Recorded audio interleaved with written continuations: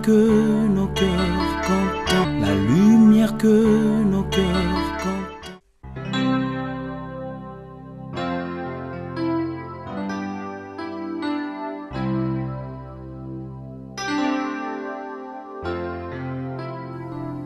Tu es le fidèle compagnon qui nous rassure dans le parcours, et c'est l'éclat de ta beauté qui éclaire le chemin de ma vie. Et comme une brebis fragile, je trouve ma force dans la chaleur de tes bras de bon berger. Bien-aimés dans le Seigneur, bonjour ou bonsoir, selon l'heure à laquelle vous nous suivez ou vous pouvez encore suivre ce moment de communion spirituelle. Nous bénissons le Seigneur, nous rendons grâce à Dieu pour son amour infini, pour sa grâce encore dans chacune de nos vies, pour tout ce qu'il ne cesse de manifester et tout ce qu'il ne cesse d'accomplir dans chacune de nos vies. Nous serons toujours reconnaissants à l'égard de Dieu pour tout ce qu'il a fait, tout ce qu'il est et tout ce qu'il ne cesse d'accomplir encore dans nos vies. Déjà, nous lui rendons grâce pour ce nouveau jour qu'il nous a accordé. Bien aimé, ce jour n'a jamais existé. Et l'Éternel a permis que nous puissions voir ces jours. Nous sommes reconnaissants à son égard. Oui, comme l'avons toujours dit, non seulement il nous a créés, mais il est celui qui veille sur nous. Il nous garde, il nous sauvegarde. Notre survie dépend de lui. Alors ce que nous sommes et ce que nous avons est les résultats de son amour, de sa bonté et sa fidélité. Nous disons merci au Seigneur pour chacune de nos vies. Nous disons merci au Seigneur pour ce temps qu'il a rendu favorable. Nous disons merci au Seigneur pour ce temps qu'il nous appelle encore dans sa présence, car dans sa présence, nous ne pouvons quitter tel que nous sommes venus. Oui, bien aimé, moi je vois et je crois au Seigneur. Quiconque vient dans la présence de Dieu déterminé, reçoit de la part du Seigneur, alléluia, ce qu'il faut par rapport à ces temps. Parce que c'est un Dieu merveilleux, un Dieu bon, puissant, glorieux, qui nous accorde toutes choses belles en son temps. Alors ma prière est que ce que le Seigneur a prévu, ce qu'il a préparé pour ce temps, pour votre vie mon frère, pour votre vie ma sœur, vous soit accordé, et cela au nom de Jésus-Christ. Alors c'est pourquoi ne soyez pas distraits. Ne soyez pas distraits. Comprenez, saisissez. Alléluia. Chaque opportunité que Dieu met devant vous, car chaque opportunité, bien Seigneur, nous amène à pouvoir contempler la gloire de Dieu. Oh, que le Seigneur est bon, que le Seigneur est merveilleux. Voilà, nous avons introduit ces messages le dimanche dernier. Le message que nous avons intitulé « Par la grâce de Dieu, que servirait-il à un homme de gagner le monde entier s'il perdrait son âme ?» Alléluia. Voilà, c'était après avoir passé un bon moment dans les enseignements qui nous ont été apportés par rapport à ces grands thèmes qui étaient annoncés. Sentinelle, que dis-tu de la nuit? Donc par rapport aux œuvres du diable, aux œuvres de l'ennemi qui se manifestent dans cette nuit avancée, et avec la folie des hommes de se livrer à faire n'importe quoi pour pouvoir gagner la vie terrestre au détriment de leurs âmes qui pourraient vivre l'éternité. L'homme de ce monde se livre à n'importe quoi, tout cela pour seulement chercher à gagner les biens de ce monde. L'homme de ce monde peut se livrer à faire n'importe quoi pour seulement arriver à sauver sa vie terrestre. Mais nous oublions que nous avons une éternité à passer à l'avenir. Bien-aimés dans le Seigneur, nous avons une éternité à passer avec le Seigneur. Et le Seigneur veut que nous puissions discerner et comprendre ces choses. Que servirait-il à un homme de gagner le monde entier s'il perdait son âme? Que dois-je gagner en cherchant à gagner tout ce qui est dans ce monde si il faut que je perde mon âme? Que doit servir à l'homme de gagner la gloire du monde, le bonheur de ce monde, si à la fin il perdait son âme? Et nous avons lu dans Marc chapitre 8, le verset 36, où il est écrit: et que sert-il à l'homme de gagner le monde s'il perdait son âme? Que servirait-il à l'homme? Alors, de s'accaparer les biens de ce monde au détriment de son âme. Aujourd'hui, tout le monde court par-ci, tout le monde court par-là pour pouvoir chercher seulement à gagner sa vie. Tout le monde est prêt à donner ou à faire n'importe quoi seulement pour pouvoir arriver à sauver sa vie ici-bas sur la terre. Tout le monde veut marcher la tête haute. Chacun de nous veut à tout prix réussir sa vie. Peu importe les moyens par lesquels, peu importe ce qu'il peut faire, mais tout ce que nous cherchons, tout ce que l'homme cherche, tout l'homme de ces siècles, l'homme de ces jours, il veut à tout prix être heureux.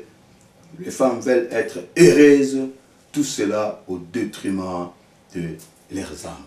Vous voyez, bien-aimés dans le Seigneur, nous remarquons ces jours que l'homme de ce siècle, il peut tout donner, il peut tout faire pour qu'il puisse arriver à s'en sortir. Il peut même donner le meilleur de lui-même pour être heureux ici-bas sur la terre. C'est donner tous les luxes. L'homme peut tout faire pour s'en sortir pour cette vie terrestre. L'homme peut même sacrifier sa vie pour le bien de ce monde, même par des moyens frauduleux. Excusez-moi le terme, l'homme s'en fout. Tout ce qu'il veut, c'est être heureux. Nous courons par-ci, nous courons par-là pour chercher le bonheur de ce monde. Mais nous oublions l'essentiel. Nous oublions l'essentiel. L'homme pense à tout, il court pour tout, il fait ci, il fait ça. Bien-aimés dans le Seigneur, que cela vous servira-t-il de gagner la gloire de ce monde, la puissance, l'honneur et tout ce qui suit dans ce monde, s'il faut que vous puissiez perdre votre âme? Bien-aimés dans le Seigneur, cela ne servira à rien. Voyez, l'homme de ce monde ne sait pas qu'il est un esprit qui vit dans un corps et possède une âme. L'homme de ce monde ne connaît pas ces choses parce qu'il a son intelligence qui est obscurcie. Son intelligence n'est pas claire pour qu'il puisse comprendre et discerner ces choses. Et c'est pourquoi Job pouvait dire, en réalité, en l'homme, c'est l'esprit qui est le souffle du Tout-Puissant et qui donne l'intelligence. Oui, l'homme de ce monde n'a pas l'intelligence renouvelée pour comprendre ces choses. L'homme de ce monde a l'esprit qui est enfermé, son intelligence est enfermée. Il n'a pas de quoi pour pouvoir arriver à discerner que l'homme est un esprit, il vit dans un corps et possède une âme. L'homme de ce monde ne connaît pas ces choses. Mais pas vous et moi, bien dans le Seigneur, nous qui sommes en Christ, nous qui sommes dans le Seigneur. Ce sont des choses que nous connaissons et nous devons veiller par rapport à cela. Bien-aimé dans le Seigneur, l'homme qui est un esprit, quand il a offensé l'Éternel, quand l'homme avait offensé l'Éternel, quand l'homme avait désobéi à la parole de Dieu, l'Esprit de Dieu en l'homme était attristé et mort. L'homme était mort spirituellement quand il a péché dans le jardin de Dieu. Et l'Esprit lui a été retiré. Et c'est ce qui se passe aussi aujourd'hui à la mort de l'homme. Comprenez ces choses. Depuis que l'homme avait péché, je disais à Éden, il était séparé de Dieu. Il est écrit, tous ont péché et sont privés de la gloire de Dieu. L'homme qui avait péché, l'homme qui était séparé de la gloire de Dieu, l'homme était séparé de la présence de Dieu. La preuve en est que l'homme avait quitté Éden, Éden qui était la présence de Dieu. L'homme avait quitté la présence de Dieu. Donc l'homme mort est privé de la gloire de Dieu qui est la présence de Dieu. Au fait, qu'est-ce qui se passe quand l'homme meurt? Je disais, l'homme qui est tripartite, quand tu meurs, le corps retourne à la poussière d'où il a été tiré, comme a dit la parole de Dieu. L'esprit, lui aussi, retourne à Dieu son Créateur. C'est ton âme qui va soit aller en enfer ou au paradis que nous appelons la vie éternelle. Nous voulons comprendre un peu. Nous n'allons pas faire encore un enseignement ici par rapport à l'âme ou quoi que ce soit. Mais tout ce que nous voulons comprendre, bien le Seigneur, que notre âme est celui qui va vivre éternellement avec le Seigneur au paradis ou dans la vie éternelle. Nos corps seront transformés à un nouveau corps. On aura le corps glorieux. perdez pas ça de vie, retenez ça très bien. Le corps retournera à la poussière où il était tiré. L'esprit partira à Dieu, mais ton âme va vivre. L'âme doit vivre l'éternité. Dieu est éternel. Dieu nous a créés pour l'éternité. Alors, c'est ton âme qui doit vivre. Et cela dépend de quel choix vous faites de votre vie. Votre âme va vivre selon le choix que vous avez fait. Ou vous avez fait le choix de pouvoir appartenir à Dieu, écoutez le Seigneur qui entretient votre âme. Ou vous ne croyez pas au Seigneur et vous ne faites rien pour pouvoir préserver votre âme. En vérité, l'âme est innocente. Oui. L'âme que l'homme possède est innocente. Nous devons comprendre. L'âme est née à la rencontre, oui. Très important. L'âme était née à la rencontre de l'esprit et le corps que Dieu avait créé. À la création, Dieu avait pris la mort de la terre, il a fait une mort de terre comme ça. Et après quoi, Dieu avait soufflé. C'est quand Dieu a soufflé que l'âme a apparu. L'âme est apparue en ce moment-là. Et quand l'homme a péché, je l'ai dit, l'esprit part, le corps retournera, mais l'âme va vivre.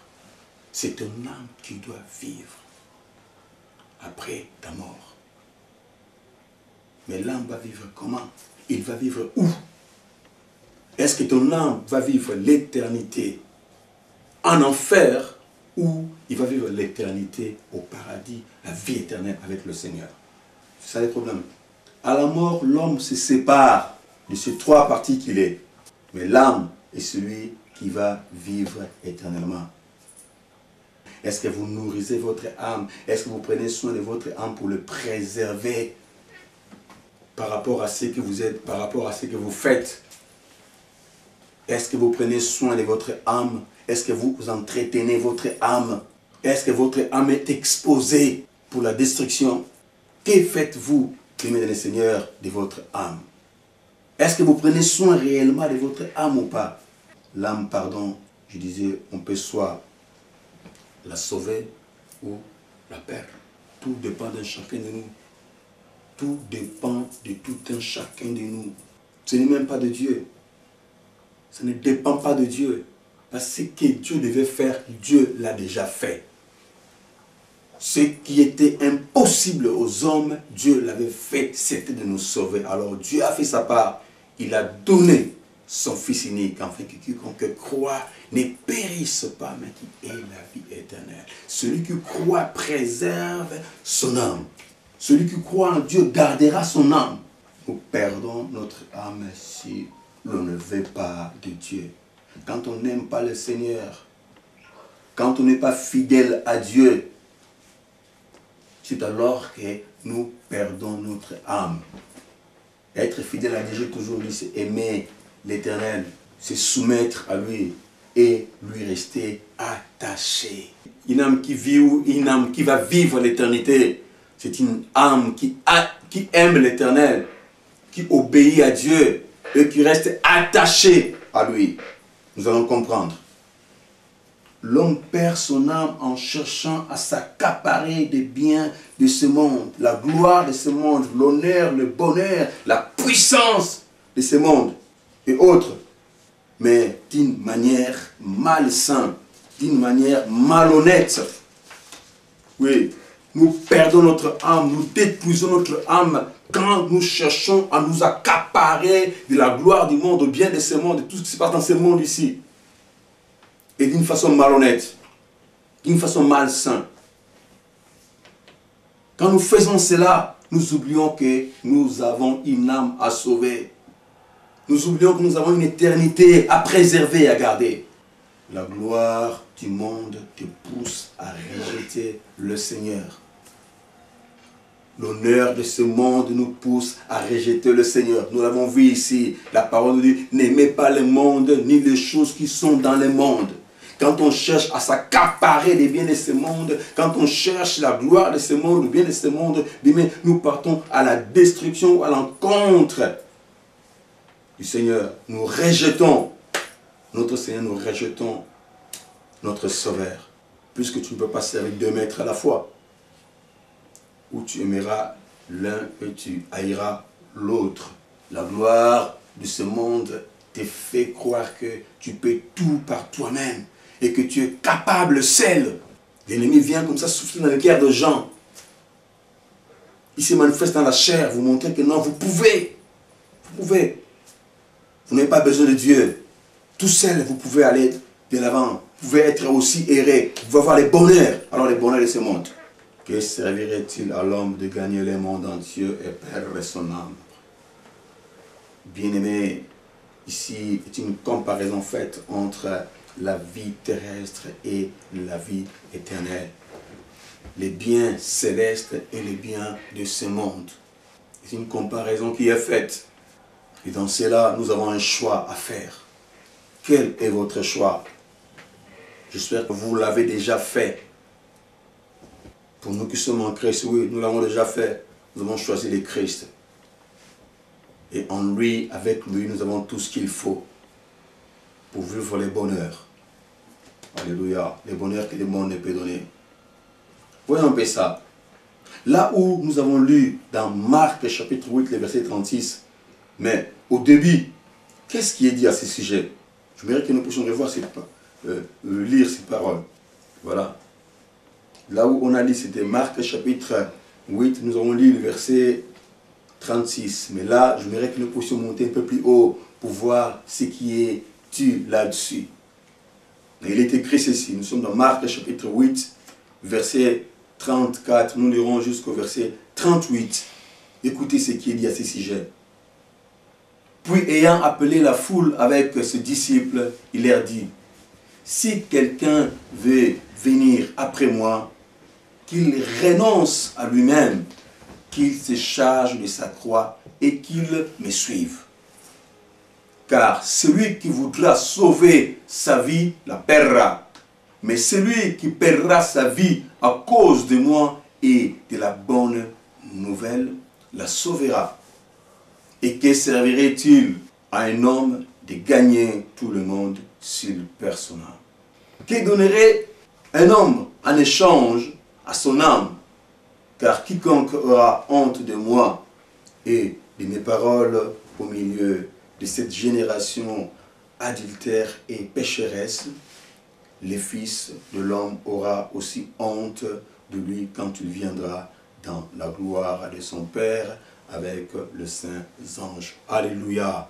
Voilà d'où a commencé ce sujet. Voilà ce que le Seigneur pouvait nous encore enseigner par rapport à cela. Bien-aimé dans le Seigneur, Dieu n'est pas contre le bonheur. Non, au contraire. Sinon, il ne l'aurait pas fait cela. J'ai toujours dit, Dieu, avant de pouvoir créer l'homme, Dieu, avant de placer Adam et Ève dans le jardin, il avait pourvu à tout ce que l'homme pouvait avoir besoin. Le bonheur, le plaisir, la gloire et tout ce que l'homme peut chercher et tout ce que l'homme cherche ici-bas. Toutes ces choses, pourquoi l'homme est en train de courir par-ci, il court par-là, Dieu les avait faites. C'est Dieu qui les a fait. Et Dieu, Dieu ne peut pas être contre, les bonheurs de l'homme. Non. C'est lui qui l'a fait. Celui qui a fait que l'homme puisse pouvoir contempler toujours. Les spirituels, les matériels, les physiques, Dieu l'a fait. Et Dieu l'avait fait pour l'homme. La richesse, la joie, les plaisirs. Tout ce que l'homme cherche, il disait, c'est Dieu qui les a faites et il les a faites pour l'homme. Et comment il peut encore être contre ces choses? Ou encore, comment est-ce que Dieu peut nous refuser le bonheur? Ah non, ce n'est pas possible. C'est que le Seigneur veut que nous possédions toutes ces choses par sa grâce. Pour ne pas avoir de chagrin ou de problèmes après. Tout ce que Dieu veut. Et il faut que nous puissions avoir ce bonheur. Et vous savez, tout ce pourquoi l'homme court par-ci, par-là, il cherche, Dieu peut nous les donner. C'est lui qui l'a fait. Il a fait cela pour nous. Il veut seulement que nous puissions avoir ces choses sans pourtant avoir de chagrin après. Parce que le diable fait, c'est que le diable donne. C'est pourquoi nous courons parce que nous courons par là, nous donnons ce qu'il faut de nous. C'est pourquoi nous faisons n'importe quoi. L'homme aujourd'hui fait n'importe quoi pour avoir quoi que ce soit. Après, bien, il y a des choses qui s'ensuivent. Non seulement vous allez rater votre éternité, la vie éternelle, mais aussi vous payez des conséquences. Ah oui, ici-bas, il est écrit, c'est la bénédiction de l'Éternel qui enrichit, elle ne se fait suivre d'aucun chagrin. Tout ce que Dieu veut est que nous puissions avoir ce bonheur par ses propres moyens, par les moyens de Dieu, par la grâce de Dieu. N'est-ce pas qu'il est dit? Vous allez quitter, vous allez abandonner, mais vous allez recevoir dans les siècles présents tout ce que vous aurez abandonné, tout ce que vous aurez laissé. Et à l'avenir, le royaume du ciel ou la vie éternelle. Mais comprenez cette chose, c'est que l'ennemi donne, nous amène de chagrin, nous amène de remords. Nous sommes culpabilisés et on n'a pas la paix dans le cœur. Mais vous inquiétez pas. Tous ceux que vous voyez là, qui vivent la gloire du monde, vous ne savez pas comment ils sont quand ils se retrouvent seuls. Vous ne savez pas. Qu'est-ce qu'ils ont comme devoir à faire? Vous ne savez pas. Qu'est-ce qu'ils subissent? Qu'est-ce qu'ils font? Nous avons vu ça ici, nous voyons ici, nous attendons, nous écoutons des choses. Les prix qu'ils ont à payer pour pouvoir avoir la gloire de ce monde. Parce qu'il n'y a rien pour rien. Il n'y a rien pour rien, bien les Seigneurs ici-bas sur la terre, il n'y a rien pour rien. Ils ont un prix à payer pour qu'ils puissent vivre cette gloire, pour qu'ils puissent contempler leur gloire de ce monde. Ils ont un prix à payer et le prix n'est pas facile. Ils le font, ils arrivent à le faire quand même. Mais nous avons la grâce parce que le Seigneur est le prix à payer pour que nous puissions avoir quoi. C'est pour ça que Dieu veut que nous puissions nous l'accepter. Lui qui a vaincu le monde. Et lui qui a vaincu le diable. Il veut que nous puissions lui accepter. Afin que par lui et en lui, que nous puissions avoir toutes choses. Et nous serons en paix. Cela ne pourra nous amener des remords ou quoi que ce soit. Non. C'est que le Seigneur veut que nous puissions recevoir toutes choses par lui et en lui et par la grâce. Il veut que nous puissions recevoir toutes choses par le renoncement de soi. Parce que nous avons vu ici que l'homme de ce monde, pour la gloire de ce monde, le diable vient te faire voir que non, tu peux, c'est toi qui peux faire, c'est toi, c'est toi, c'est toi, c'est toi. L'orgueil de l'homme. Dieu ne veut pas ça de nous. Parce que l'orgueil va nous amener à la destruction. Ah oui. Notre ego peut nous amener à notre destruction, à la destruction de notre âme. Et que nous puissions perdre les salis.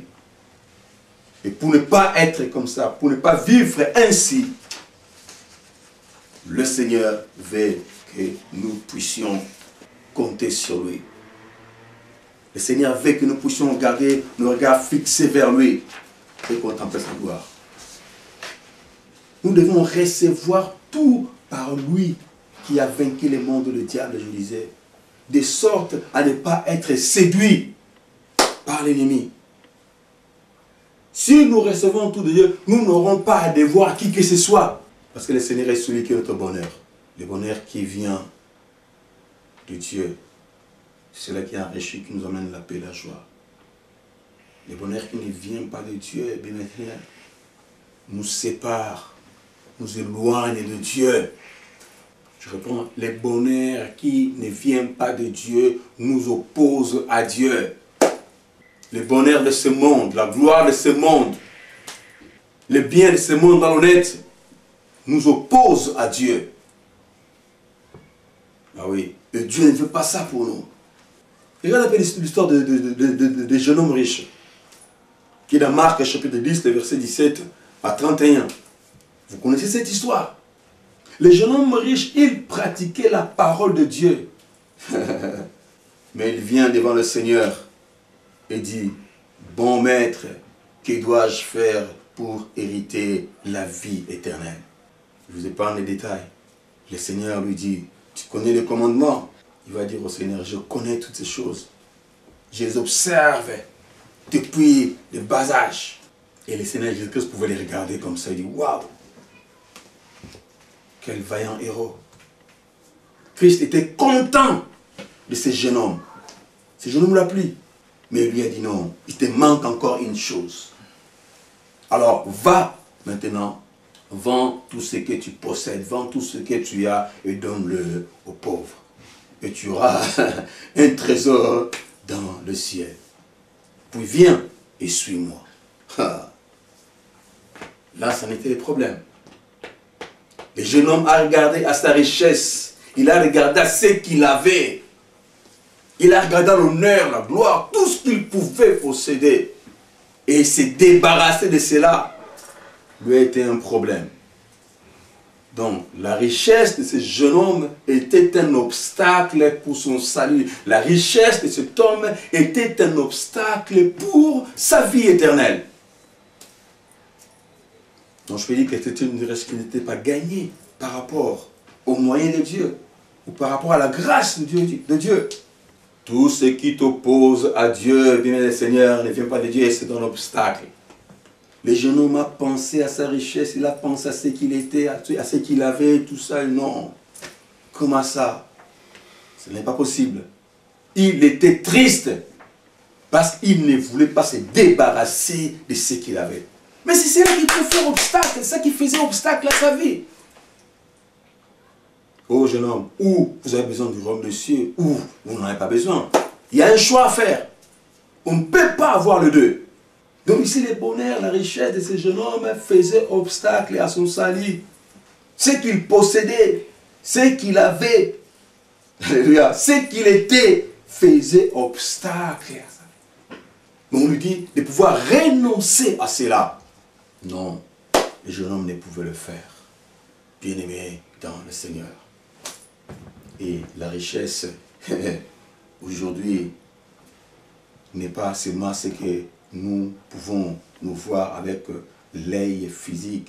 La richesse aujourd'hui, bien le Seigneur, n'est pas seulement le matériel que nous pouvons avoir. La richesse aujourd'hui, bien dans le Seigneur, elle est aussi spirituelle. Elle est surtout spirituelle. Oui, car la bénédiction est d'abord spirituelle et finit par se matérialiser.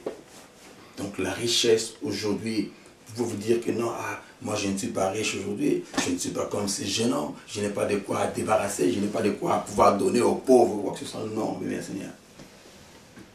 La richesse aujourd'hui peut être l'intelligence que vous avez, la connaissance que vous avez, la beauté que vous avez, la force que vous avez. Ah oui, mais la richesse n'est pas seulement matérielle, je dis, ce n'est pas seulement l'argent. Tout ce que vous pouvez avoir, tout ce que vous possédez, tout ce qui fait votre personne, tout ce qui fait votre fierté, tout ce qui fait votre vie, tout ce qui fait votre fierté là, c'est une richesse. Ah ouais, nous avons des richesses et des richesses en chacun de nous, bien aimé Seigneur. En vérité, nul n'est pauvre ici-bas. Chacun de nous a des richesses. Nous avons des richesses, bien aimé Seigneur. Mais seulement, est-ce que vous êtes capable de pouvoir renoncer à vos richesses et accepter la vie de Christ? Tous les problèmes à ce niveau. Avec les richesses de ce monde, bien le Seigneur, nous ne pouvons pas contempler la gloire de Dieu parce que la richesse de ce monde nous oppose à Dieu. Il faudra que nous puissions renoncer à cela pour que nous puissions contempler la gloire de Dieu. Je parlais de l'ego ici. Est-ce que tu me connais? On ne se moque pas de moi. Parce que je pense à ce que j'étais. Oh. Est-ce que tu connais ma famille? L'orgueil de l'homme. Nous devons renoncer à toutes ces choses pour que nous puissions contempler la gloire de Dieu. Aujourd'hui dans le monde, bien le Seigneur, il y a des gens qui sont prêts à tout donner pour un bien quelconque. De faire n'importe quoi. Vous acceptez de compromettre votre vie juste pour un poste de travail des fois, pour un mariage, pour le succès de ce monde, pour le bien de ce monde, mais au détriment de votre vie éternelle, au détriment de votre âme. L'homme est capable aujourd'hui d'hypothéquer même sa propre vie, son corps. Il y en a qui sont prêts à hypothéquer leur virginité juste pour pouvoir gagner les biens de ce monde. Il y en a qui sont prêts à perdre leur réputation pour des biens éphémères, des choses que nous pouvons gagner dans ce monde et que nous allons laisser des choses qui nous détruisent nous-mêmes. Que servirait-il à l'homme de gagner les mondes entiers et s'il perdait son âme? Bien-aimé le Seigneur, le bonheur pour lequel nous nous poumonons pour les avoir, nous pouvons les avoir aussi sans passer par des moyens frauduleux. Je le disais ici, le bonheur que l'homme cherche, le bonheur pour lequel nous courons par-ci, par-là, et nous le possédons par des moyens bizarres. Nous pouvons les avoir avec le Seigneur, je l'ai dit tantôt ici. Si nous sommes assidus, si nous sommes affermis, si nous gardons nos regards fixés sur l'Éternel, nous pouvons en toutes choses contempler la gloire de Dieu.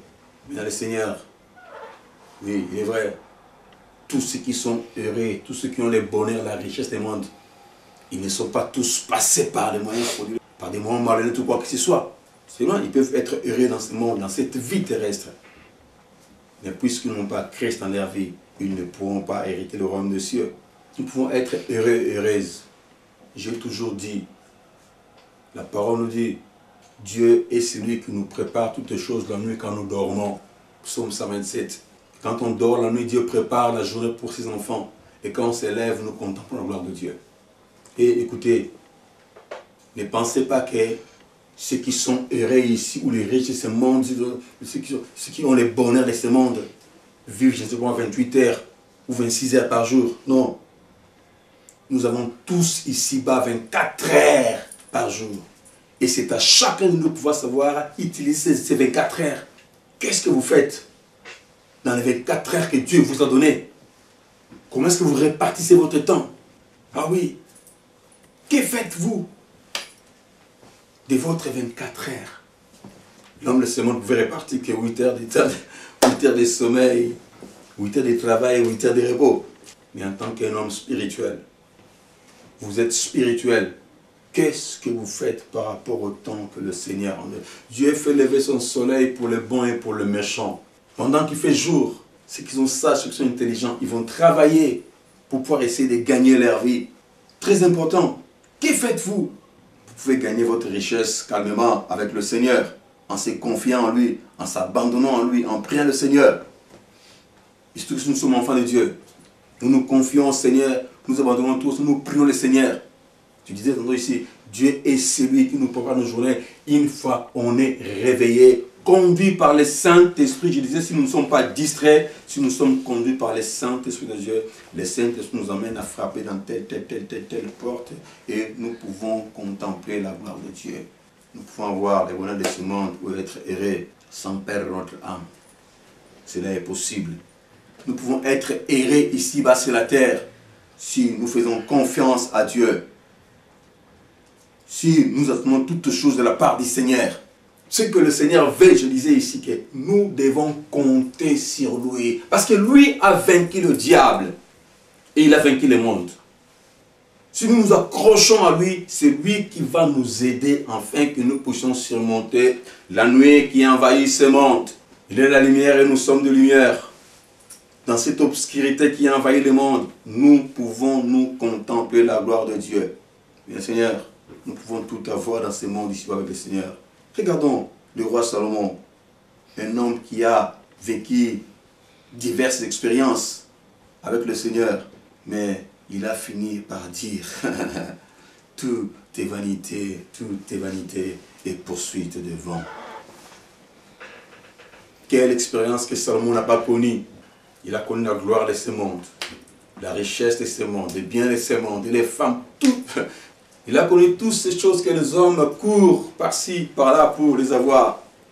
Il a connu cela, il a vécu cela avec le bonheur que nul autre roi ne pouvait avoir ou naïf ou ne saura avoir ici-bas sur la terre. Mais il a fini par dire tout est vanité et poursuite de vent. Bien-aimé dans le Seigneur, ici-bas, dans cette vie terrestre, il y a des bonnes choses qui nous amènent à l'éternité, qui peuvent nous faciliter notre éternité.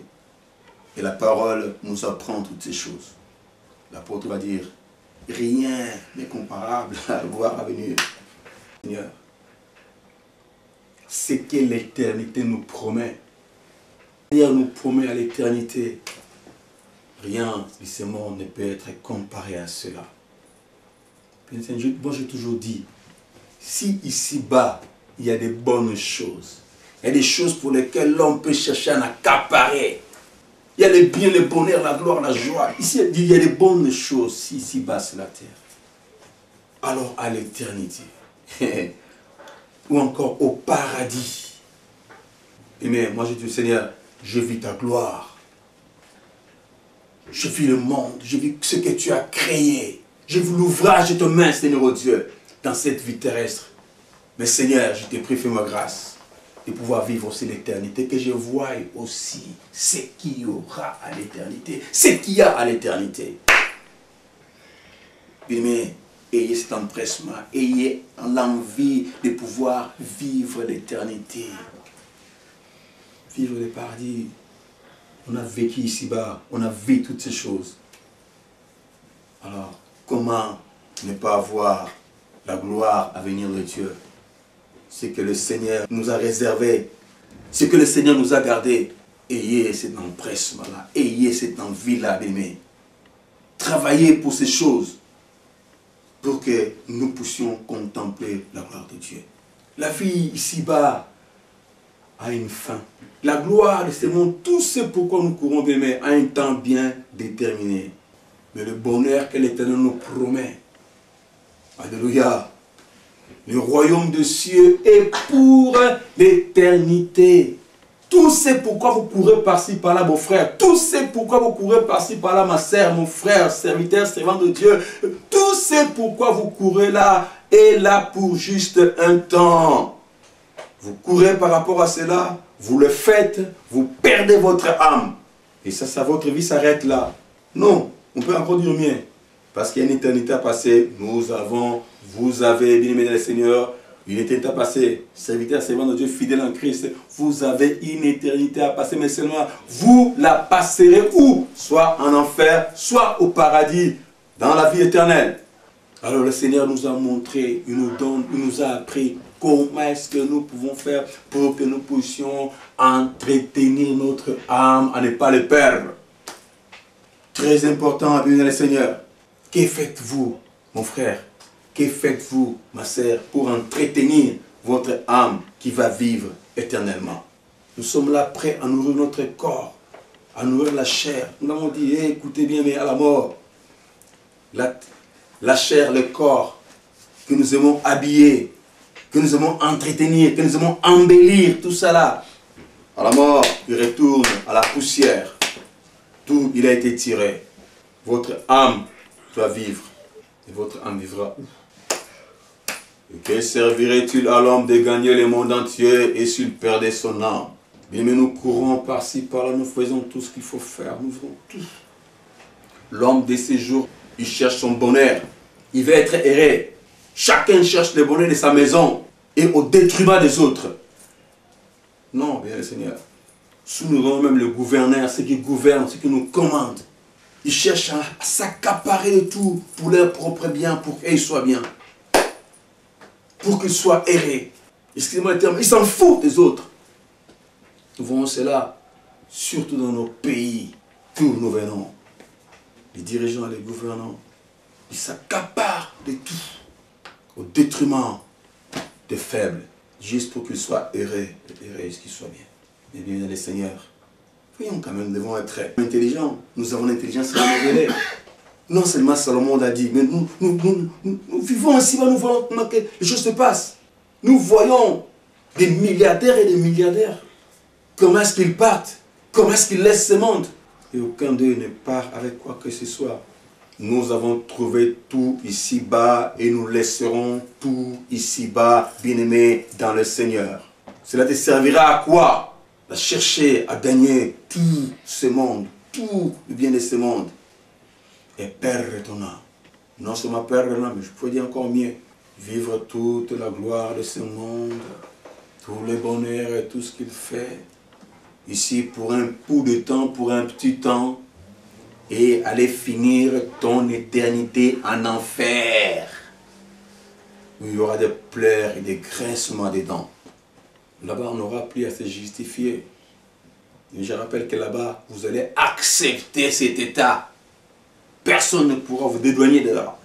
Mais nous avons la possibilité d'être heureux et heureuses à la gloire du Père si nous écoutons le Seigneur.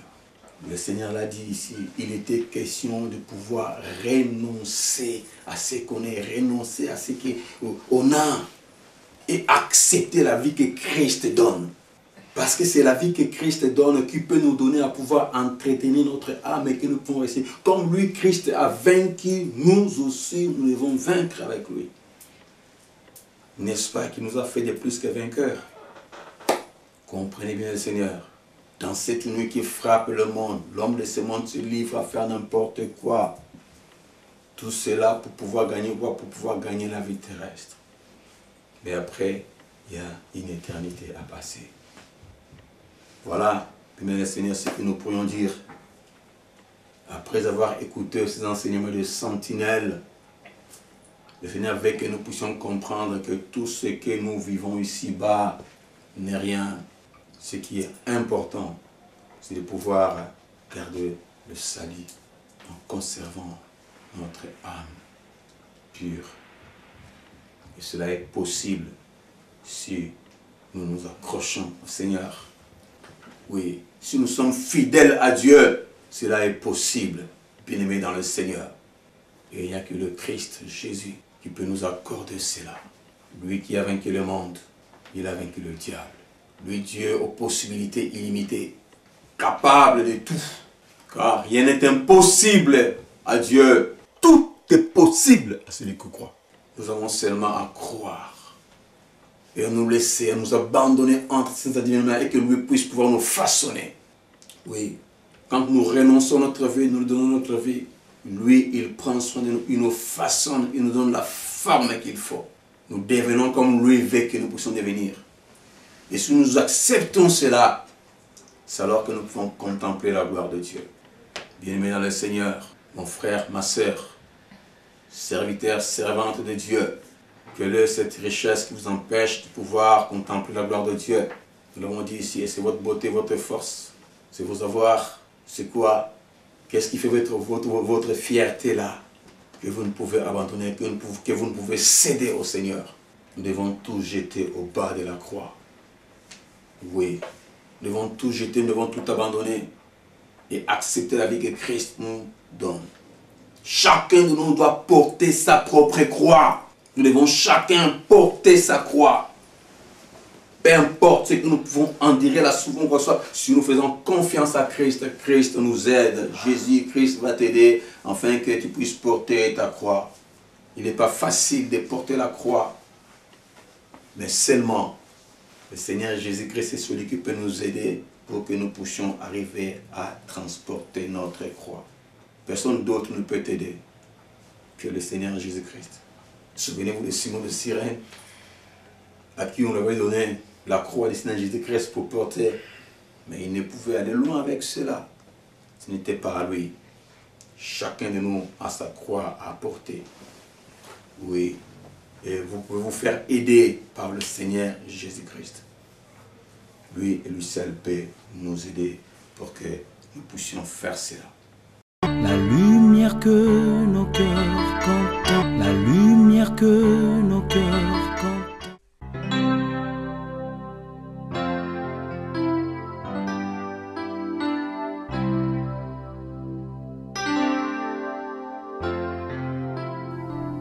Tu es le fidèle compagnon qui nous rassure dans le parcours, et c'est l'éclat de ta beauté qui éclaire le chemin de ma vie. Et comme une brebis fragile, je trouve ma force dans la chaleur de tes bras de bon berger.